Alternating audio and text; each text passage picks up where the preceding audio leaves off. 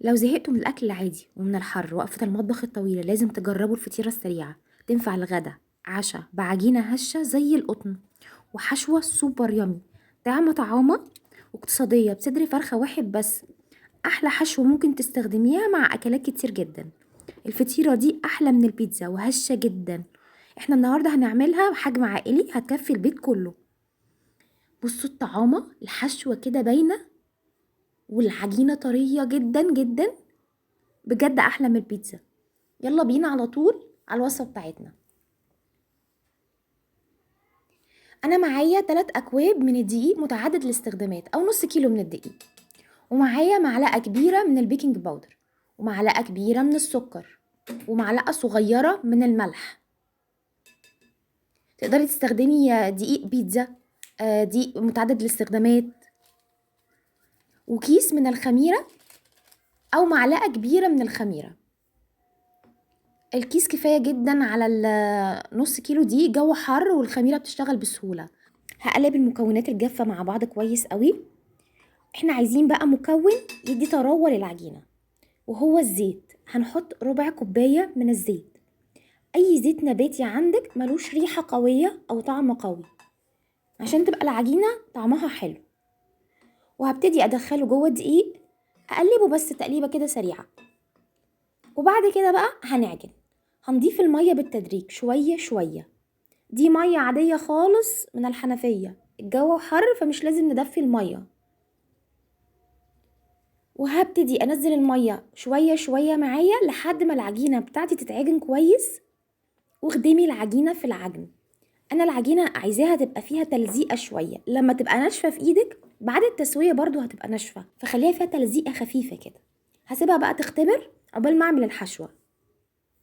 اهم حاجة غطي وشها عشان ما تنشفش. معايا طاسة سخنة فيها معلقتين كبار من الزيت وبصلاية كبيرة متقطعة مكعبات صغيرة، حاول تبقى صغيرة. وهشوحها لحد ما تدبل بس.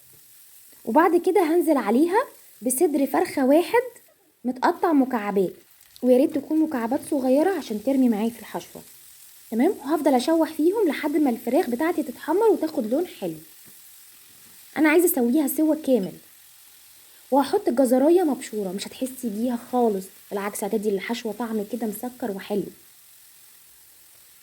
ومعايا فلفل الوان، اللي انتي عندك بقى، فلفل الوان، فلفل رومي، فلفل حراق. طبعا الحراق بيدي طعم حلو قوي، بس لو في اطفال بلاش. ومعلقه صغيره من الثوم.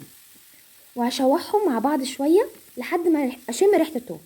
وهنزل بقى بالبهارات بتاعتي: ملح، فلفل اسود، كمون، بابريكا، كاري، سماق، ربع معلقه من القرفه، ورشه من الزعتر.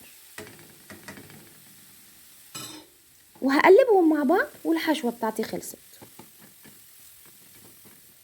بس هطفي عليها اسيبها تهدى قبل ما اروح اشتغل في العجينه. هتكون العجينه بتاعتي اختمرت كويس قوي وارتفعت وتضاعف حجمها. هديها بقى كام بوكس كده، خرج الهواء اللي فيها. وانا جبت اكبر صينيه عندي، كانت في صينيه مقاس 30.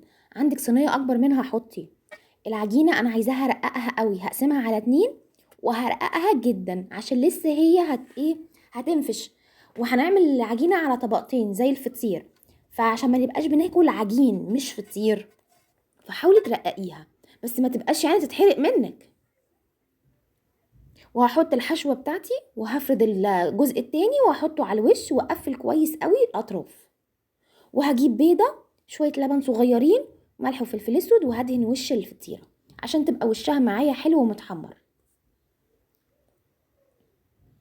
هحط بقى عليها شوية جبنة موتزاريلا، شوية جبنة رومي، حبة جبنة شيدر اللي عندك بقى. ما عندكيش الكلام ده حلو قوي كده، حطي عليها شوية سمسم وحبة البركة ودخليها الفرن.